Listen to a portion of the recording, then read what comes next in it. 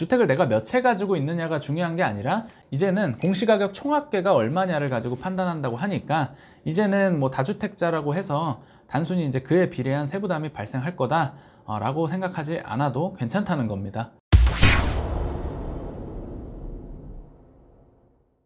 안녕하세요, 김동원 세무사입니다.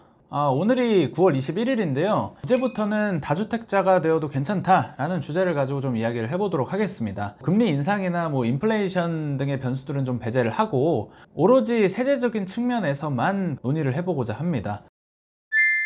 왜 우리가 다주택이 되어도 문제가 없느냐, 종부세와 양도세, 이렇게 두 가지 측면에서 이야기를 나눠보도록 하겠습니다. 그리고 이제 오늘 또 조정대상지역 해제 관련해서 국토부 주거심의위원회 의결 내용이 나왔으니까 이것도 뒤에서 같이 한번 말씀드리도록 하겠습니다. 첫 번째는 종부세입니다. 이제 굉장히 말이 많았었죠. 작년까지는 이제 공시가격 30억짜리 한 채를 가진 사람보다 적당한 거 10억짜리 두 채를 가진 사람이 다주택자로 분류가 돼서 세금을 더 많이 내는 경우도 발생했습니다. 어찌 보면 이런 부분들은 과세 형평성에 어긋나기 때문에 이제 문제가 됐었던 거죠. 그래서 이제 2023년도 종부세 고지분부터는 주택수가 아니라 가액을 기준으로 해서 과세를 하겠다라고 개정안이 발표가 됐었죠. 그래서 이제 다주택자 중과세 폐지와 더불어서 이제 세율도 대폭 완화가 될 예정입니다. 올려드린 표를 참고해 주시면 좋겠고요. 그리고 이제 22년도 올해 종부세 고지분부터는 공정시장가액 비율이라고 해서 100%로 올해 예정돼 있던 부분이 이제 60%로 개정이 되었습니다. 그래서 22년도 종부세 고지서를 보시면 공정시장가액 비율이 100%가 아닌 60%로 적용이 된 것을 이제 확인하실 수가 있을 겁니다. 이 공정시장가액 비율이라는 게 쉽게 말해서 완충작용을 해주는 거라고 보시면 됩니다.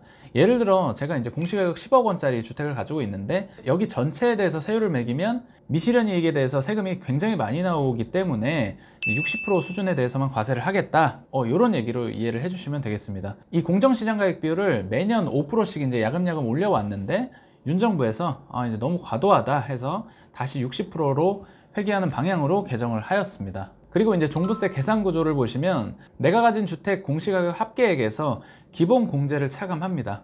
그래서 이때 얼마를 차감할 거냐, 1세대 1주택자는 이제 11억 원, 다주택자는 6억 원이고 법인은 이제 기본 공제가 없기 때문에 아직까지는 법인이 주택을 보유하는 것에 대한 부담이 상당합니다. 그러나 이제 2023년부터는 1세대 1주택자는 12억 원, 다주택자는 9억 원까지 기본 공제가 이루어지기 때문에 공정시장가액 비율 개정과 더불어서 이제 세부담이 굉장히 많이 내려갈 것으로 예상이 됩니다. 그리고 이제 참고로 1세대 1주택자 특별공제 3억 원은 이제 야당의 반대로 불발이 되었는데요.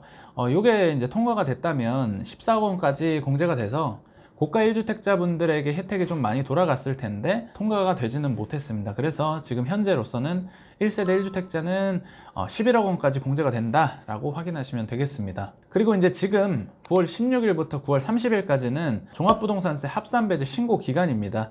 이번에 통과된 내용 중에 일시적 2주택자나 뭐 상속주택, 그리고 이제 지방에 기준시가 3억 원 이하 저가주택을 가지고 계신 분들은 해당 주택을 이제 종부세 대상에서 뺄 수 있도록 개정이 되었으니까 해당이 되시는 분들은 상세 요건을 좀 참고를 하셔서 인근 세무서에 방문하시면 담당자분들이 처리를 도와주실 겁니다. 그래서 일단은 종합부동산세 측면에서 봤을 때 주택을 내가 몇 채 가지고 있느냐가 중요한 게 아니라 이제는 공시가격 총합계가 얼마냐를 가지고 판단한다고 하니까 이제는 뭐 다주택자라고 해서 단순히 이제 그에 비례한 세부담이 발생할 거다 라고 생각하지 않아도 괜찮다는 겁니다. 그리고 이제 두 번째는 양도소득세입니다. 9월 21일자로 이제 국토부 주거정책심의위원회에서 새로운 내용이 발표가 되었습니다. 바로 조정대상지역 및 투기과열지구 해제인데요. 앞전에 이제 6월에 첫 회의에서는 뭐 전국 17개 일부 시군구만 규제지역에서 해제를 했었는데 그때 이제 대구나 뭐 여수, 순천 요 지역들이 이제 풀렸던 거 기억하시죠? 요번에는 해제 대상을 대폭 늘렸습니다. 서울과 수도권 일부는 뭐 아직이지만 세종시를 제외한 거의 모든 지방도시는 이제 전 지역이 비규제 지역이 된다라고 이해를 해주셔도 되겠습니다.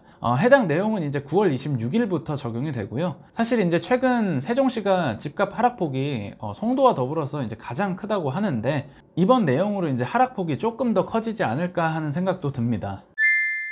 우리가 조정대상 지역에서 해제가 되면 바뀌는 세금 관계는 반드시 또 아셔야 하는데요.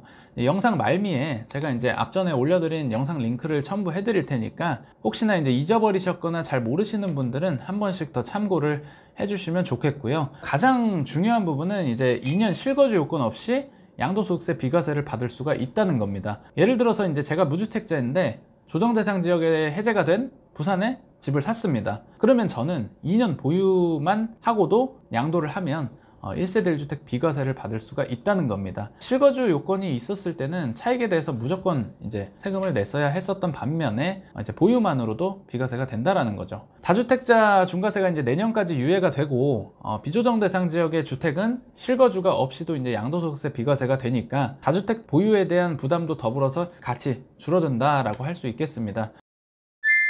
사실 근데 이제 지금 부동산 경기가 좋지는 않아서 뭐 앞으로를 예측하기는 좀 힘들겠지만 정부의 기조 자체는 계속적으로 이제 규제가 완화가 되는 방향으로 가지 않을까 하고 이제 많은 전문가들이 예측하고 있습니다. 바뀌는 세제를 잘 확인하셔서 불이익 보는 일이 없으셨으면 좋겠습니다. 오늘도 시청해 주셔서 감사합니다.